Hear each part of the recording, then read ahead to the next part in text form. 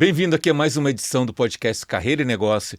E a gente vai falar hoje um pouco de como é que é essa transição, de você sair do mundo corporativo, ir para conselho, ir para startup, ter um propósito, escrever o seu livro. Eu trouxe aqui Antônio. Antônio, muito obrigado pela sua presença. É um prazer estar com você aqui. Jorge, eu que agradeço essa oportunidade, feliz por fazer aqui, estar com você, com a sua audiência e participar desse bate-papo. Obrigado pelo convite. E para quem não conhece, o Antônio Carlos, ele tem assim, toda uma bagagem pela indústria farmacêutica, né? E depois enveredou também para o mundo da escrita, o mundo dos conselhos. Eu queria começar com uma pergunta aqui do como. Como que é essa transição? Assim, você já sabia que queria escrever um livro, falar sobre vinho? Aconteceu alguma coisa que despertou essa vontade? Foi um evento externo? Como é que é esse processo? Tem muita gente aqui da audiência que tem um sonho ou gostaria de fazer, mas não sabe por onde começar ou não tem o estímulo necessário para fazer isso, né? Eu queria pegar um pouco dessa tua trajetória para servir de inspiração para quem está acompanhando a gente. Poxa, olha que responsabilidade, né? Mas, assim, eu acho que não tem um caminho, mas a minha trajetória, ela foi muito baseada. Eu trabalhei 10 anos em um hospital, depois fui para o setor privado, indústria farmacêutica, mais 25 anos. E chega um momento que você sabe, né, o nosso ciclo de vida no mundo corporativo, ele tem uma finitude. E aí eu comecei a trabalhar nesse meu pensamento e falar, poxa, também gostava de vinho, falei, deixa eu começar a estudar. Então lá atrás, há 10 anos atrás, comecei a estudar vinho. E não só estudar a teoria, porque eu sempre olho e falo que é o 70, 20, 10. 70 vem da educação, aquilo que a gente aprende, 20 vai daquilo que eu me conecto, com quem eu me conecto, e o 70 vai da experimentação. Comecei a visitar várias vinícolas em todos os lugares, mas gostava muito de Bordeaux. E aí eu comecei a visitar pensando não no vinho da bebida, mas assim, o ciclo da produção, porque algumas marcas se tornam espetaculares, porque alguns vinhos são centenários e outros não. Então, na mesma região, em diferença de metros, queria entender isso e conversar com as pessoas. Essa curiosidade foi o que me levou a escrever o livro. Isso apareceu há 10 anos atrás, você estava no auge da carreira executiva. Carreira executiva. Porque assim, porque o vinho sempre me fez presente em todas as reuniões, essa que eu ia, né, as reuniões de negócio, o que tinha na mesa?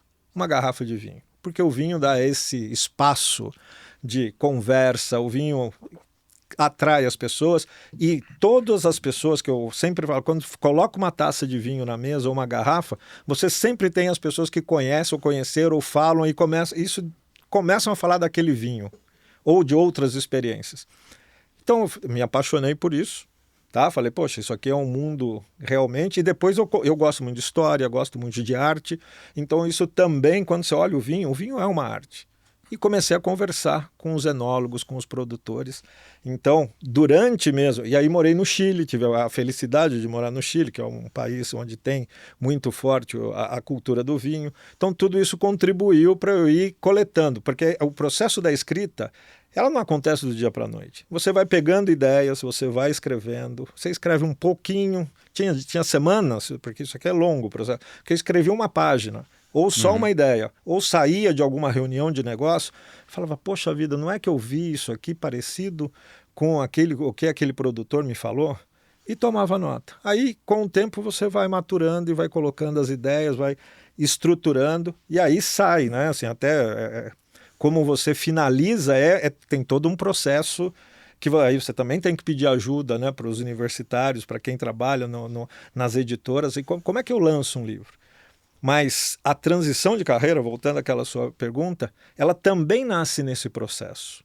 Esse processo de autoconhecimento, de você olhar e falar, eu tenho uma questão que é, cadê meu ar? Né? A gente fala muito de propósito. E o propósito é o que te faz você acordar, é a sua energia do dia a dia. E tem um momento, eu escutei uma pessoa falando que isso me marcou muito, que ele olhava e falava assim, tem coisa na vida que é importante. Tem coisa que é muito importante, mas o seu propósito está naquilo que é o seu ar. Aquele ar que aquela coisa que não pode faltar para você. E aí, quando você caminha no mundo executivo, chega uma hora que você começa a olhar e falar, onde está esse meu ar? E aí que você começa a fazer os passos da transição. E quando eu vejo o teu momento atual, você está em conselho de empresa, você está numa jornada aqui para divulgar o livro. E como é que foi essa transição de sair do mundo corporativo? Você teve essa inspiração há 10 anos atrás para esse momento? Foi um processo natural? Foi uma decisão sua? Foi uma decisão externa? O que fez assim você fazer essa troca e mergulhar nessa nova jornada aí profissional, né? Assim, você sempre tem aquele elemento, né? Assim, o que aconteceu? Eu saí de uma empresa multinacional onde trabalhei 15 anos. Tá? Trabalhei 15 anos, estava no Chile, voltei para o Brasil e sabia que aquilo um dia ia acabar. Porque o seu ciclo de vida das empresas, isso acaba. Quando acabou, eu olhei e falei, agora eu tenho alguns caminhos que eu tenho, porque eu já vinha me preparando. Uhum. Só para ter uma ideia, assim, todo mundo fala, às vezes você sai da empresa, do mundo corporativo e vai fazer cursos, qualquer curso, você é conselheiro, você é consultor. Eu já vinha me preparando. Eu fiz curso para conselheiro quando eu fui, em 2017, quando eu assumi a minha primeira posição de liderança de uma afiliada que foi no Equador. Ali, eu fiz pensando no long term. Como é que eu vou fazer isso? Aqui vai servir para mim, para a minha formação, para o futuro, mas também serve para o meu dia a dia. Porque você imagina, cheguei lá, né, tinha uma empresa multinacional, me deu o benefício de ser o gerente geral da empresa e eu tinha que saber governança, tinha que olhar as coisas que você não aprende, não tem um framework, você pode pegar, procurar em qualquer lugar, mas você precisa escutar, precisa aprender e continuar se desenvolvendo. Então, esse processo eu venho fazendo passo a passo, sem pressa, com uma transição pensada, mas também sem plano. Eu não fiz planejamento, eu vou fazer isso. E quando surgiu a oportunidade, que eu falei, poxa, agora eu posso colocar a mão nesse livro e fazer aquilo que eu sempre gostei. Terminar as coisas, porque às vezes a gente só começa, né? A gente tem ideias e a gente começa. Aqui foi uma acabativa. Que eu falei, olha, esse livro está lá, está cozinhando, agora eu vou pegar. E peguei 2 meses firme para costurar isso e depois procurar quem seria a editora parceira, com quem que eu vou falar, porque aí começa um a outro aprendizado que eu não sou do mundo literário, eu não sou do mundo da escrita, eu não sou um escritor. Eu aproveitei a ideia de colocar todo um aprendizado e buscar inspirar as pessoas que estão em início de carreira, no meio de carreira, para pensar sistemicamente. Por isso que surgiu equilíbrio, estrutura e estratégia. Não, muito bom. Deixa eu só pegar aqui, não sei se vocês perceberam, né? Muita gente pensa em virar conselheiro, atuar, e você espera para fazer isso lá na frente. Né? E o aprendizado aqui, o que eu vi nas várias entrevistas que funcionam, é quando você já começa a atuar, já começa a se preparar anos antes. Aí quando acontece o processo de transição, você já tá pronto. Né? Então acho que esse é um ponto super relevante. Aí voltando para a questão do livro, e como é que o vinho fala com negócios? Né? Onde que está qual é a sacada? Assim, você consegue resumir um pouco, né, o que é para o leitor, né, o que ele vai encontrar no livro, aonde eu entendi que tem toda uma questão de contexto, mas acho que vai além disso, né? Vai, assim, o convite do livro, em geral, é para a gente olhar e pensar sistemicamente. Porque no negócio, muitas vezes a gente pensa de forma fragmentada e linear. 1 mais 1 igual a 2. No mundo dos negócios não é assim. Por isso o título, né? Equilíbrio, estrutura e estratégia. O que é um equilíbrio num vinho? É um vinho não muito ácido, não tenha tanto tanino, ele tem que estar equilibrado. O que é equilíbrio nos negócios?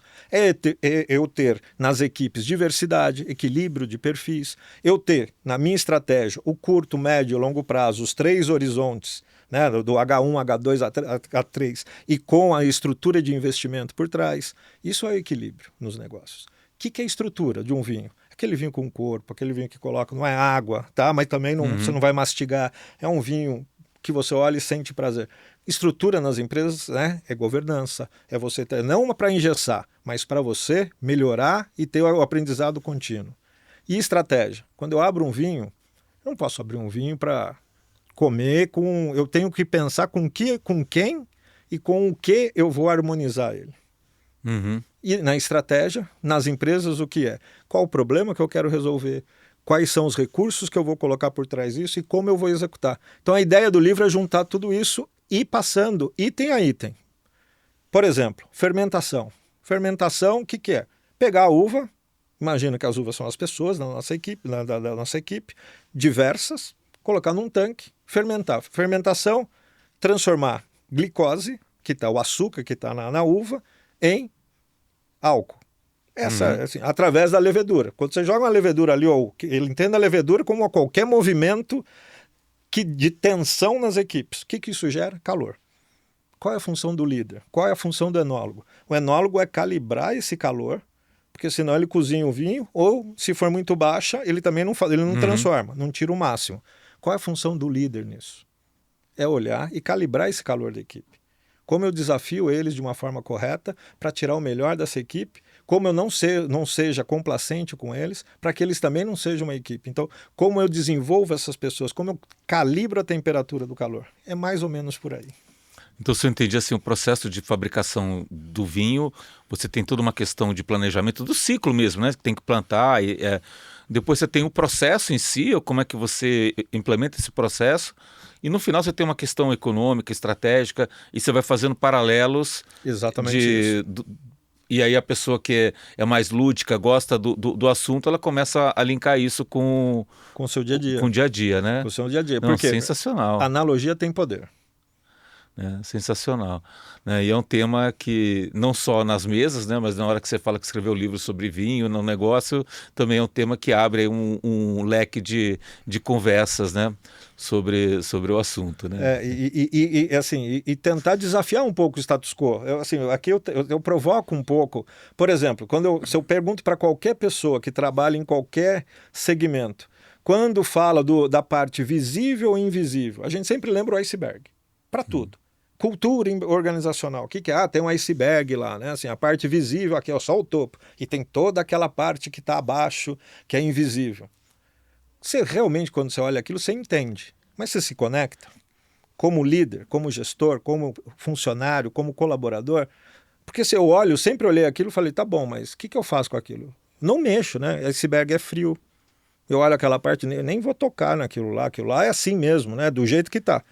Eu troco isso, eu provoco, eu uso a videira, troco o iceberg pela videira. Poderia ser uma macieira, poderia ser qualquer planta. Por quê? Porque a parte de cima visível, você consegue mexer. Eu troco valores, missão, eu posso discutir isso aqui em cima. E a parte invisível, que é aquilo onde acontece, é aquilo que as pessoas fazem, que ninguém tá vendo, né? Assim, e como elas se comportam quando o chefe, quando ninguém está olhando, aquilo eu também consigo nutrir.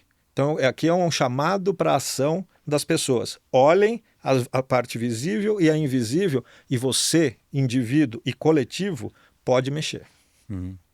Aí, para mim, quando você me explicou, né, passou um pouco da diferença, porque o vinho ele nunca vai ser igual, então cada vez vai ser uma uva diferente, uma mistura diferente, o clima era diferente, o processo tem suas nuances. E quando você pensa no mundo fabril, você vai lá nos Six Sigma, então você quer ter uma precisão de 0,001% de diferença e tudo, fazer tudo muito, muito padronizado, né? Então bate um pouco nessa visão que acho que no passado a gente era muito preocupado em replicar e fazer exatamente igual, e agora tem toda essa hiperpersonalização, né, no mundo dos negócios. Né? Exatamente isso. E você imagina, né, assim, no processo de produção pode ser mais claro. Agora, e nos negócios? O que é uma boa estratégia de marketing? O que é uma boa implementação do que é a moda hoje, do customer centricity? E o que é uma boa implementação de uma estratégia de inteligência artificial na sua companhia? Como é que você avalia isso? São as pessoas, é o enólogo ali, ele calibrando, é como você falou. Tem condições climáticas que ele viu, ele falou, ixi, esse ano vai ser diferente, agora está assim. Ele precisa ir tomando decisões não lineares para ele ter um resultado melhor no produto final. E o bonito do vinho é que aquele produto final vai ser avaliado por todos. Quem conhece e quem não conhece. Vão ter os experts, mas também quem abrir aquela garrafa vai estar avaliando o que aquele grupo de pessoas conseguiu fazer. E no caso do enólogo, o quanto que você entende que é intuição, o quanto que é sabedoria, conhecimento, né? Como é que funciona? Porque é um processo não lógico. Você está falando aqui de química de alimentos, né? Você não tem como prever o que vai acontecer, né? Como é que funciona esse processo? Assim, tem as duas, tem conhecimento, tem experiência e também tem muita da intuição. E é um trabalho, quando você vê o enólogo, por exemplo, quando eles vão definir qual é o corte, qual é a mistura de vinho, de uvas que eles vão fazer, aquilo muitas vezes não é sozinho. Ele tem uma diversidade, porque tem uma pessoa que tem mais sensibilidade a uma coisa, a outra, ele coloca um grupo e eles vão definindo, mas no final é uma aposta. É uma grande aposta. Então, assim, por isso que a intuição também...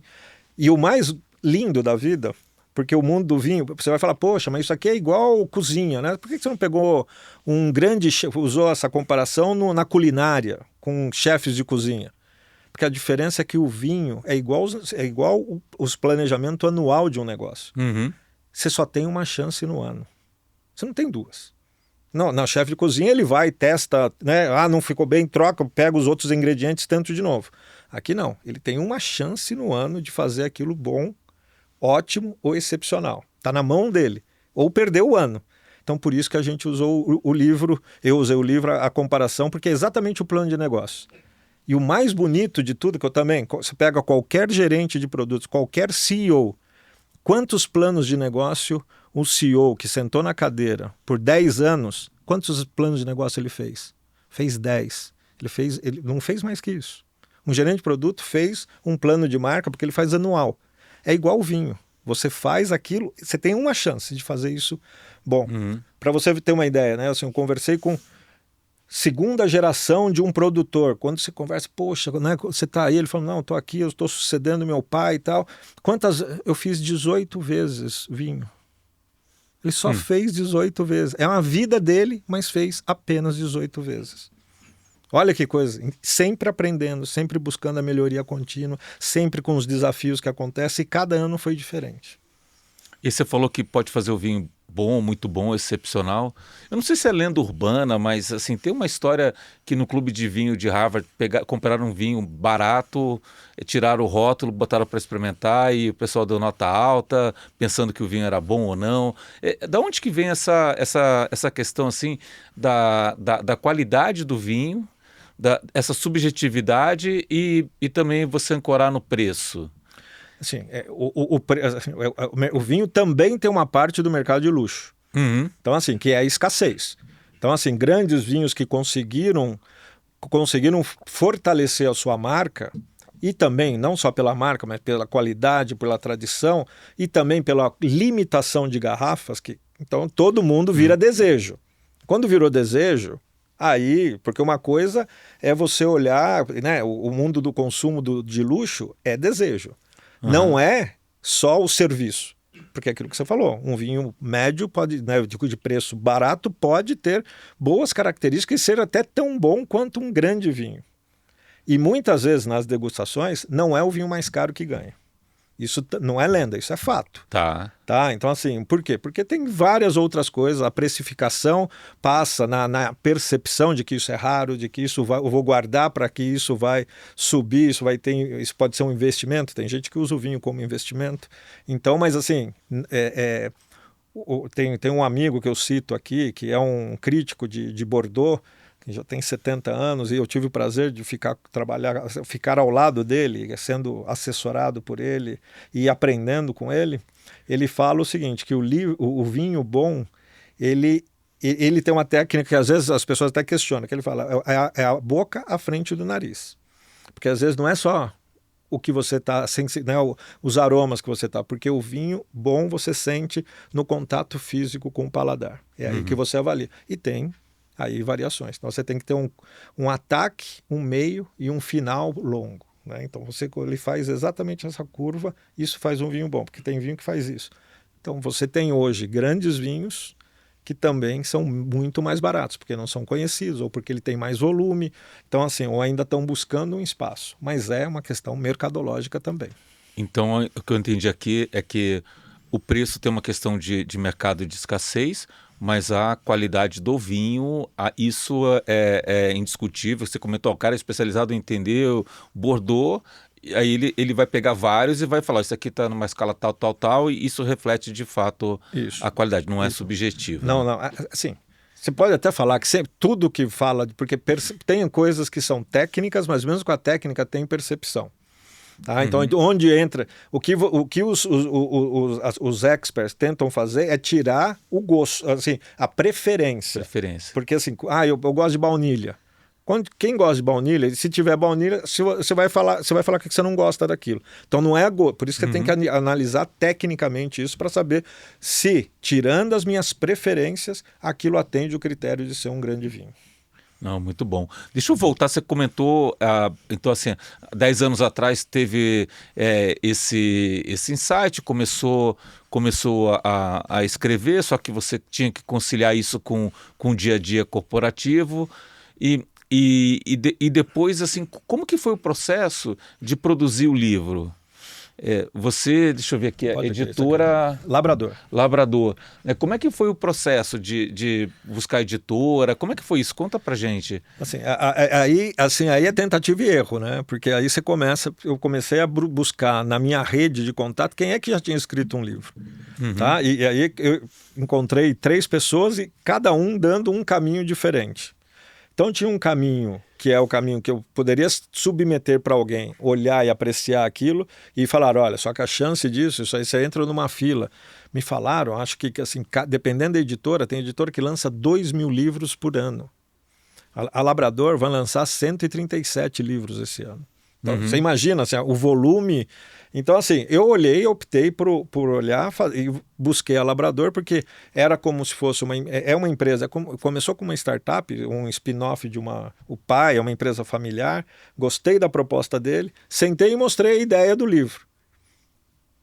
Toda a equipe deles, imagina, como uma equipe pequena, olharam e falaram, a gente não tem nenhum projeto igual a esse. Nunca, e assim, pessoas que estão no mundo da edição há muitos anos. Falaram, isso aqui como tem um quê de inédito aqui, que a gente nunca viu essas comparações.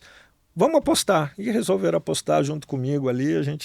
E aí passa por revisão, passa por... Eu tenho que falar que aí a editora foi fenomenal, que eles conseguiram transformar em mágica, porque aí passa pelo capista. Então tem um processo mais ou menos de 4 meses, onde eu mando o texto, eles avaliam, eles voltam com as críticas dele, e você faz o ajuste. Tá? Aí, por exemplo, o título final, no começo não tinha um equilíbrio final, e eu ficava em dúvida, porque eu mandei 2 títulos. Aí eles me ajudaram a falar, poxa, esse aqui pode ser por aqui. Então essa conversa, essa troca também foi importante para fechar o material usando a experiência deles. Então você foi pelo processo tradicional mesmo, né? De editora de editora, conversando com eles. E assim, estou aprendendo, né? Assim, por quê? Porque agora entra, depois que você lança, porque assim, você lançou, agora você tem que promover ele. Né? Porque assim, como é que eu chego e eu olho e estou buscando aprender esse mundo literário? Como é que eu furo a bolha? Porque no mundo literário tem a bolha, porque a maioria das pessoas que compram um livro logo de início, quem são? Sua família e seus amigos. Então, assim, porque te conhecem. Então, como é que eu chego a mais pessoas falando da proposta para que eles conheçam e falam, poxa, vale a pena, talvez aqui tenha alguma coisa que eu possa aprender. Quando eu escrevi o Como Nasce uma Startup, eu não escolhi nem o título. Tá. A editora foi mudando. Não, esse título é melhor, esse aqui e tal. Ó, Jorge, aqui tá aqui são as capas, qual que você gosta? Eu falei, poxa, mas não, essa daqui a gente vai ficar com essa porque tem esse layout, funciona assim. Então, é bem assim. No final é uma construção em conjunto e os caras entendem, né? Fazer isso com mais frequência. Né? E a vantagem de você colocar numa editora é que aí tá nas livrarias, tem toda a questão da distribuição, né? A distribuição é assim, porque imagina, tô aprendendo ainda, né? Tá na Amazon, por exemplo, a gente fala de dados, né? Se eu me pergunto qual que é o meu grande calcanhar hoje, eu sou um cara do mundo executivo que sempre falei, poxa, eu preciso de dados para me ajudar a tomar decisão. No mundo literário, isso, assim, tem ferramentas. Mas assim, para quem está começando, entrar e aprender isso, então ainda estou numa curva de aprendizado também nisso. Muito bom.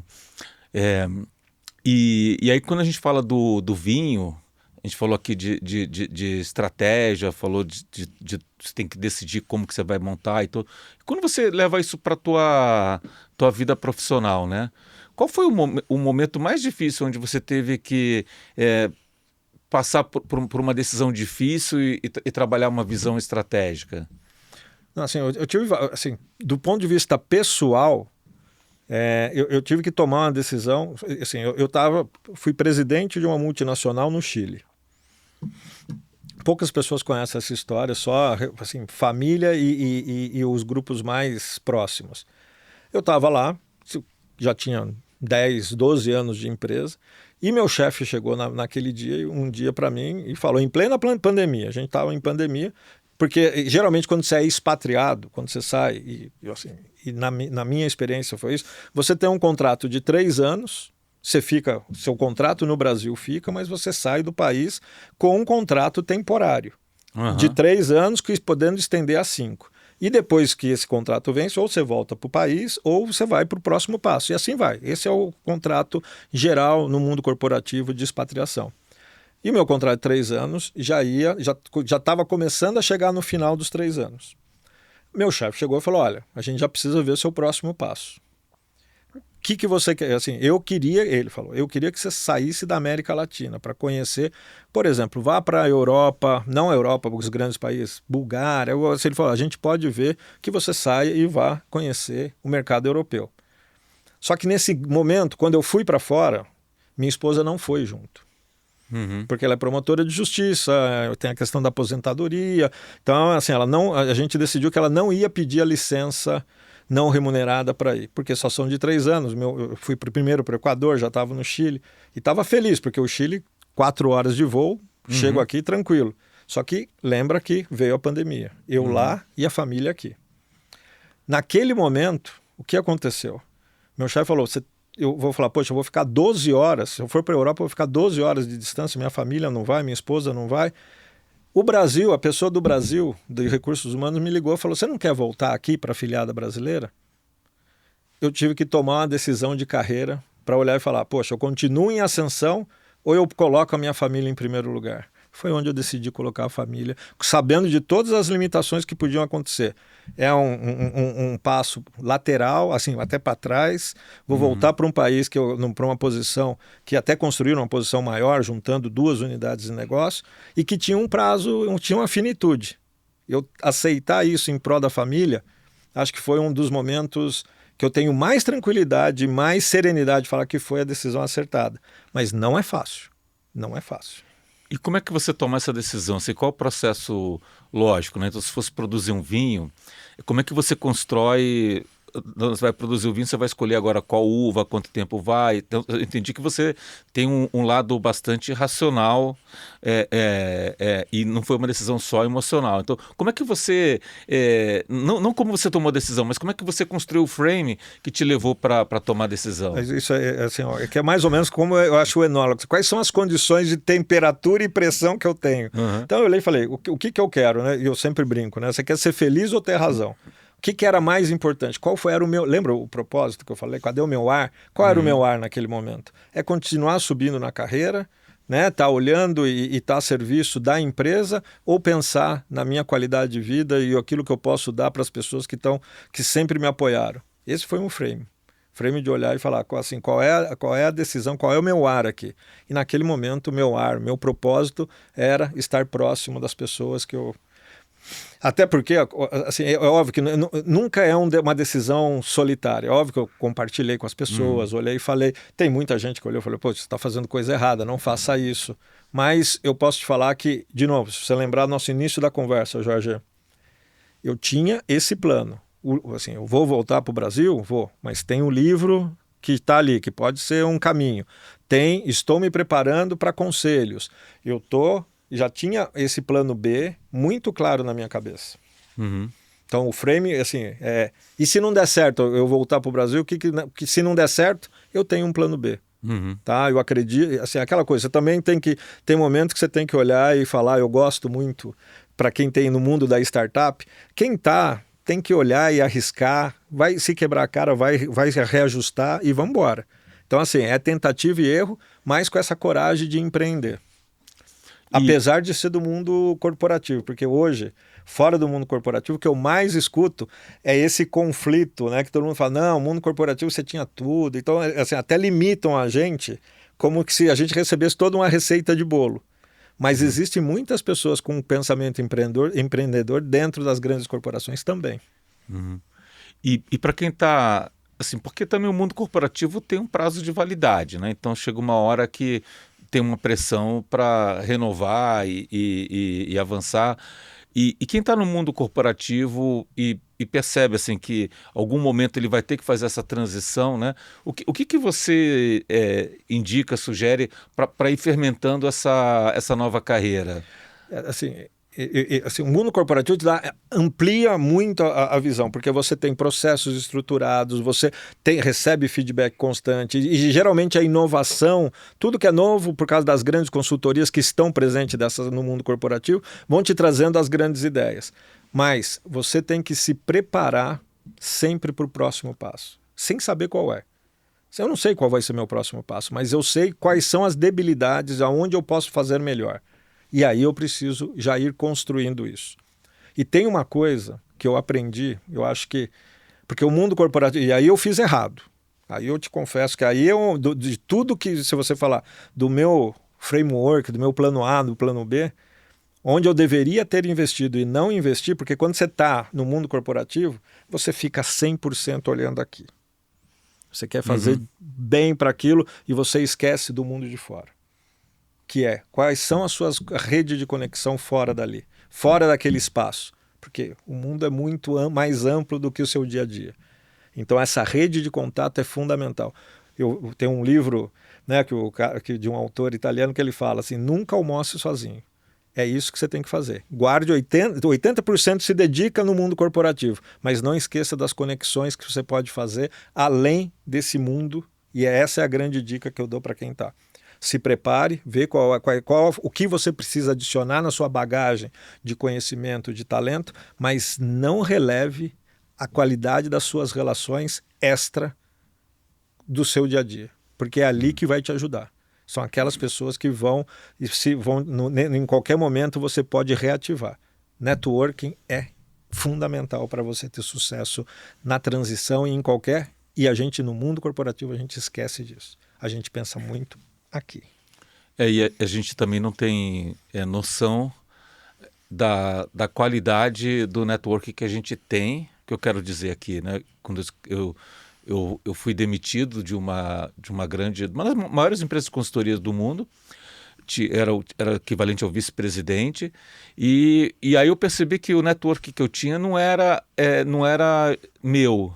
Uma parte era o network pelo cargo que eu tinha, outra parte era o network genuíno, né? Eu estou entendendo que nesse caso que você está falando assim, é para trabalhar esse network genuíno. Sim, totalmente. Eu te dou um exemplo, né? Assim, eu também fiz uma mentoria, fui mentorado por um grupo de conselheiros há pouco tempo, isso em dezembro, e uma coisa me marcou. Trouxeram uma pessoa que foi uma presidente, que foi presidente de 3 multinacionais, de diferentes ramos, né, assim, para conversar com a gente, e o que ela me falou me marcou profundamente e traz exatamente isso que você falou.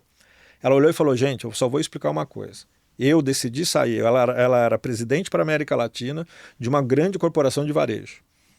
E chamaram ela, e ela no paralelo estava discutindo como ela ia sair dessa posição, sair da empresa, só que ela tinha um convite para fazer uma palestra, né, para participar de um painel de discussão no mês de novembro. Eu não me lembro as datas, mas ela era em setembro e em novembro. E ela aceitou. Só que nesse meio tempo ela foi sair da empresa, o que ela falou? Ela pegou o telefone e ligou, falou, olha, gente, eu estou no painel, só quero avisar que eu estou saindo, etc e tal. Estou falando ela. Ela olhou e falou, os caras olharam para mim e falaram, olha, não, legal, tal, boa sorte, mas a gente não quer mais você, a gente quer o presidente dessa empresa. Ela olhou e falou, você está vendo? Assim, era o meu crachá que valia. Não era eu a pessoa. E aí vai muito em linha do que você está falando. Isso me marcou muito, porque quantas vezes a gente está lá, é o cartão de visita que vale, e não você. Só que a gente pode muito mais. Eu acho que a transição de carreira traz isso, né? A gente tem um valor que é outro e a gente tem que recomeçar e reconstruir isso. Tanto que no livro eu escrevi que foi o melhor, pior ano da minha vida. Porque, na verdade, você está num ponto cego. Você não percebe o que a gente está conversando aqui, não é tão óbvio. E aí, na hora que você percebe, abre uma janela de mais um monte de coisa que pode fazer, pode acontecer, e você começa a sair desse quadrado, né? É exatamente. Acho que, assim, se a gente pode dar dica para os outros, invista tempo, não ignore isso e garanta a qualidade da relação além do seu crachá corporativo. Que o dia que te tirar, talvez para você não sofrer. Não, porque assim, mas assim, mas eu também tenho que dizer que é muito difícil fazer isso. Porque assim, aquela coisa de quando você veste a camisa e você entra no problema, você está ali. Mas essa é um passo que qualquer um que quer fazer deveria estar prestando muita atenção. Muito bom. E quando a gente, voltando aqui para o vinho, aí pegar uma outra analogia, está falando de livros e tudo, a nossa geração era uma geração mais lenta, no sentido que a gente... às vezes para receber uma notícia demorava para chegar a notícia, ler um livro não é uma coisa que você faz de imediato, você leva um tempo para consumir. E quando a gente olha hoje, ninguém quer mais gastar muito tempo para saber alguma coisa, quer tudo muito rápido. Você pega a tendência dos vídeos que é cada vez menos, as séries tem que ser menores, tem que ser mais focadas, né? Quando a gente olha um vinho, você consegue fazer um vinho rápido ou não, né? E esse tempo qual a importância desse tempo de maturação, né? Fazendo um paralelo aqui com a velocidade do mundo, né? Infelizmente, assim, o ciclo anual da fruta, né? Assim, não vai ter duas safras no mesmo ano no vinho, só tem uma. Então, assim, e é essa paciência, é essa estruturação, é essa olhar e colocar as coisas, não ser só velocidade, né? Tinha a propaganda antiga, velocidade sem controle, às vezes é acidente. Então, essa paciência ainda. O mundo, assim, a gente está nesse paradoxo, essa ambidestria. Eu quero velocidade, mas eu também quero estrutura. E a gente vai aprender. Você sabe, assim, o que me deixou muito contente, porque a Labrador abriu um espaço, teve a Bienal do Rio. Agora, no dia 18, foram 10 dias, eu tive no feriado, ao meio-dia, de uma quinta-feira, que era um feriadão no Rio, lançando o livro num stand na Bienal. Foi a minha felicidade. Não porque poucas pessoas vieram, porque assim, a competição numa Bienal é enorme. Mas você vê a quantidade de pessoas de todas as idades participando, acho que bateu naquele dia, acho que 40 mil pessoas dentro da Bienal. A gente não tinha espaço para andar. Então mostra que, assim, que apesar de toda essa velocidade, ainda a cultura, ainda tem o interesse, então, de todas as idades as pessoas, assim, famílias, etc. Então isso me confortou de falar, poxa, a gente tem todos esses desafios, mas ainda tem um caminho que é uma boa educação, que é trazer uma proposta de valor, que não é só velocidade, mas também é conteúdo com estrutura. Estrutura, né? E acho que para o vinho é fundamental, né? Estrutura. Por isso que ele está aqui. Por isso que ele está aqui. Tá na capa do livro. Capa né? do livro. E está no meio entre as duas palavras. Né? Porque está ali, esse é o pilar que vai, né, fazer equilibrar. O equilíbrio depende dessa estrutura, dessa base sólida, que é o que a gente precisa, né, como indivíduo. Né? Se você vê os países que mais avançam, são aqueles que investem muito na educação. Né? Assim, que você olha e que você quer levar as pessoas para um outro nível, para olhar, e com inteligência artificial, com tudo isso que a gente vê, vai ajudar, mas também não pode deixar a gente, eu vou falar assim um termo, não me leva a mal, mas a gente emburrecer, a gente pegar as respostas prontas. A gente ainda vai ter, né, uma outra discussão que eu tive outro dia, assim, a dialética e a retórica vão ter que ser muito melhores agora, porque eu pego os dados, eu vou ter que ter a capacidade de comunicar esses dados, ver se eles são verdadeiros, então debater esses dados para ver quão eles são importantes, fidedignos e aquilo que eu acredito, e depois comunicar isso para as pessoas. Então, essa habilidade do ser humano só vem com essa maturação. E é um desafio para essa geração, porque é tudo muito rápido. Agora, para você trabalhar até a inteligência artificial, você tem que saber fazer as perguntas Com certas. certeza. E para fazer as perguntas certas, você tem que ter um pouco de repertório. E o Isso. repertório você precisa da estrutura, senão você. Como é que eu vou escrever um prompt sem ter a estrutura? E como é que eu vou ter bagagem sem ter investido tempo para criar as referências, né? Totalmente. Assim, é exatamente isso. E ter esse senso crítico. Porque lembrar que qualquer resposta, apesar de eu fazer a melhor pergunta para a inteligência artificial, aquilo vai te dar uma resposta média. Porque é um algoritmo, não tem uma pessoa lá, ela vai te dar uma resposta média. E eu quero ser um profissional médio, porque eu copio e colo, tá bom. Mas quando eu recebo aquilo, eu também tenho que ter o senso crítico e falar, será que isso, o que eu posso colocar com o meu conhecimento, adicionar valor nisso, ou melhorar isso? Aí que tá a beleza da coisa. Mas assim, eu também tenho que dizer, eu estou terminando o MBA, porque eu aproveitei e falei, tem coisa que eu gosto, inovação, então estou terminando o MBA em Health Tech. Por quê? Porque eu gosto das startups, então eu falei, o ano passado, antes até, foi em fevereiro de 2024, eu entrei e falei, agora eu vou fazer isso. Agora a gente termina em setembro. Mas tem um exemplo que eu vivi ali, que eu acho que vale comunicar para as pessoas como o pensamento diferente ajuda e esse contexto geracional.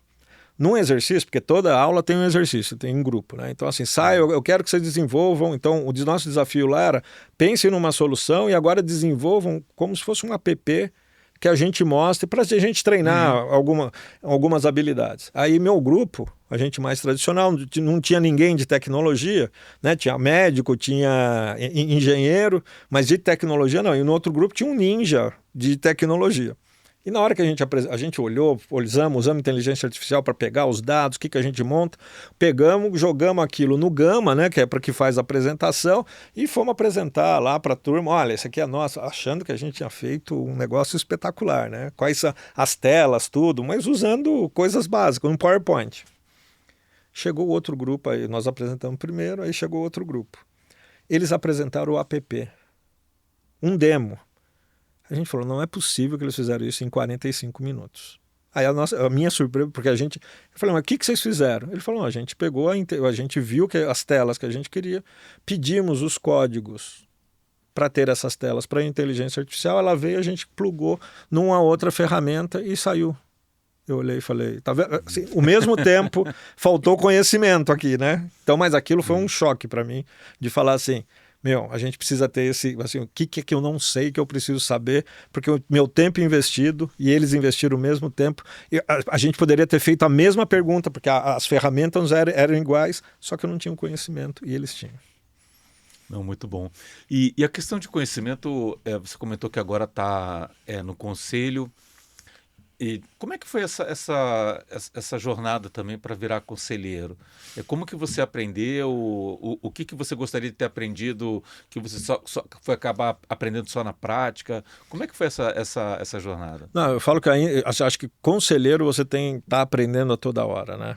E a grande... A mesa do conselho tem uma negociação que é diferente. Porque é aquela coisa assim, você tem que desconectar do mundo corporativo. A pessoa está ali, porque você está o CEO falando e você tem que dar os seus pensamentos, ter essa coragem de falar, às vezes, mesmo desagradando o time, mas mesmo assim manter a harmonia do grupo. Porque todo mundo ali é igual. Então, esse aprendizado é fundamental, porque na mesa do conselho tem sempre duas grandes batalhas que eu falo, que eu tenho percebido. A primeira é aquilo que estão falando, qual é o tema. Mas geralmente quando você coloca aquele tema, alguém já fez, alguém dali, a gente pode procurar algum consultor, a gente pode buscar a nossa rede, que alguém conhece o tema e pode melhorar aquele tema. Então dá para buscar. Mas tem a outra batalha que é a silenciosa, que é aquilo que eu vivi, aquilo que são meus valores, aquilo que eu tenho, as minhas percepções, aquilo que a minha intuição como enólogo, e isso cada um tem diferente. E assim, você tem que ter uma habilidade enorme para não olhar e querer ser o dono da verdade e achar que a sua opinião vale mais do que os outros. E também tem que ter uma escuta muito ativa, que é muito difícil hoje em dia, e dar espaço para os outros. Porque e também como você evita, porque tem reunião de conselho, que algumas vozes conseguem ancorar e puxar todas as decisões para lá. E aí você tem que tomar a decisão. Se você, mesmo se você discordar, se você vai ter coragem de falar e pegar e olhar e falar, olha, gente, mas eu penso diferente e conseguir trazer as pessoas, eu acho que essa habilidade da negociação, ela é fundamental no conselho e não é fácil. Não é fácil quando você faz a transição, porque geralmente, assim, a grande armadilha é que qualquer C-level, você falou, as pessoas de baixo escutam. Na mesa do conselho, você é só mais uma voz. Eu estou entendendo aqui que tem uma questão técnica específica ao tema que está sendo discutido e depois tem uma outra camada que é entender as agendas, por que está discutindo aquele tema e por que está se posicionando dessa forma. E talvez depois uma terceira camada, que é uma camada assim, aonde que eu vou agregar valor? E às vezes agregar valor você pode até concordar com a decisão que está indo, mas você talvez não vale a pena você fazer 2, 3 perguntas para questionar aquele ponto, mesmo você acreditando naquele ponto, para que tenha uma discussão que leve até, se for o caso, a certeza que aquele ponto é o correto ou tem alguma coisa que não está na mesa, Sim. né? Sim, não, assim, exatamente, e tem aquilo. Evitar trazer modelos prontos. Não é porque você viveu... assim, a empresa que você está, ela é completamente diferente. Porque assim, ela é outro mundo, ela tem outra dinâmica, ela tem outras pessoas e às vezes outra cultura completamente. Não é aquilo que você viveu que você vai ter esse modelo pronto em você. Então você tem que ter essa habilidade de falar como eu trago solidez para as minhas contribuições para não tentar olhar e falar, olha, eu vivi isso aqui que é o correto. Não. Tem esse espaço de discussão. E você comentou que está fazendo MBA em Health Tech, né? Eu entendo que você teve toda uma carreira na indústria farmacêutica, isso tem uma correlação com Health Tech e tudo mais. Mas por quê? O que te... como é que você vê Health Tech para daqui a 10, 20, 30 anos, né? O que você... Se eu fosse um investidor... por que eu deveria investir numa health tech e não numa fintech ou numa empresa de varejo?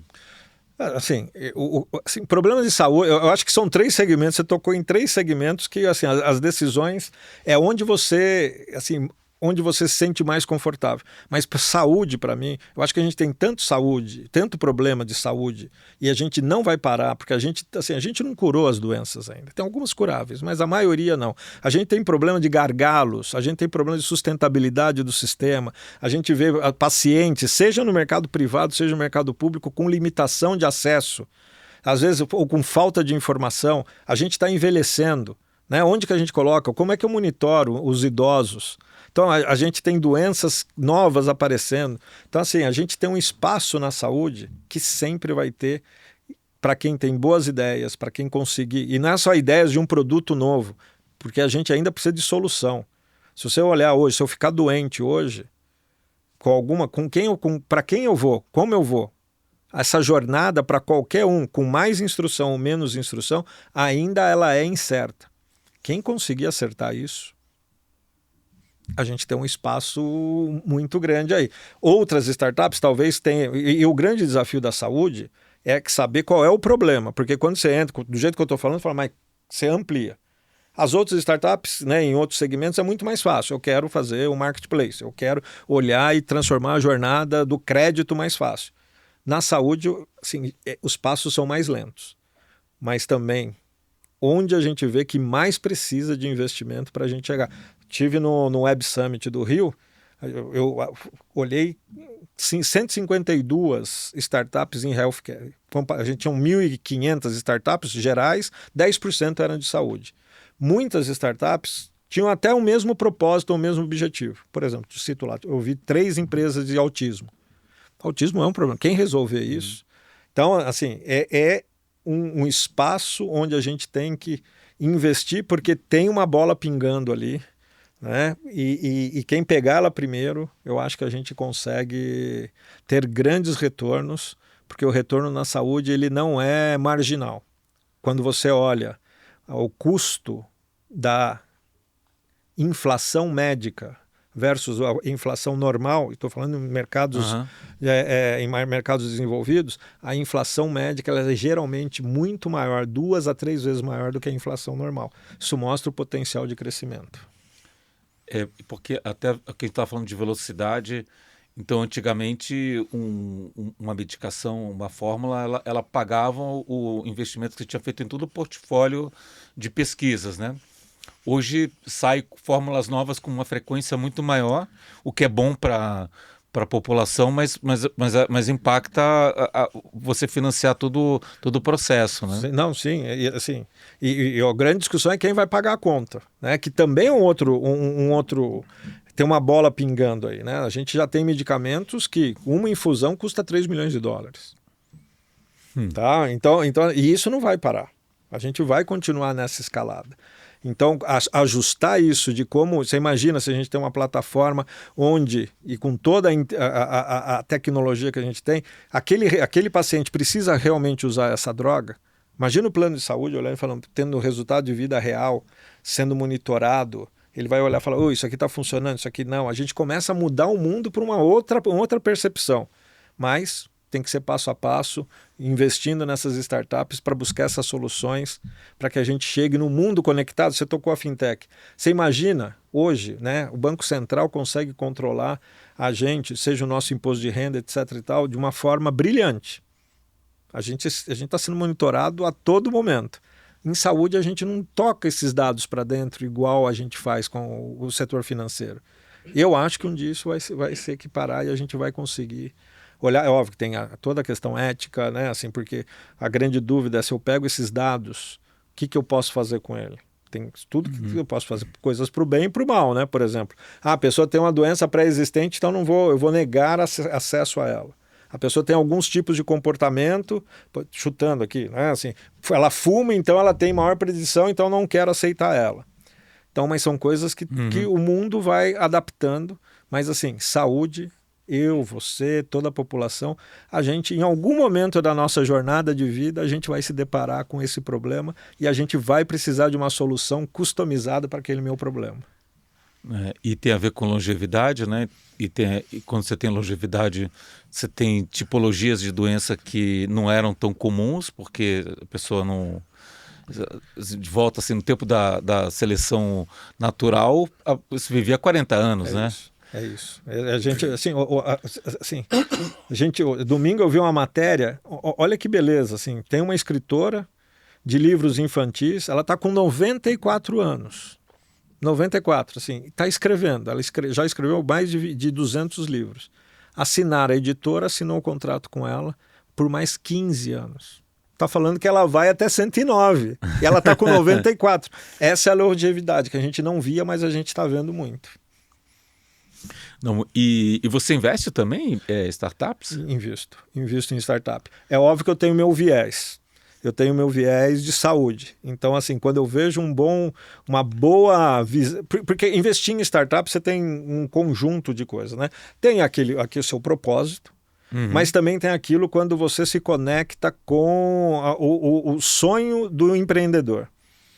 Quando você começa a acreditar muito naquilo, se o empreendedor e sua equipe tem garra, se ele está ali, se ele vai brigar, se ele vai mover aquilo. Então eu tenho o viés da saúde.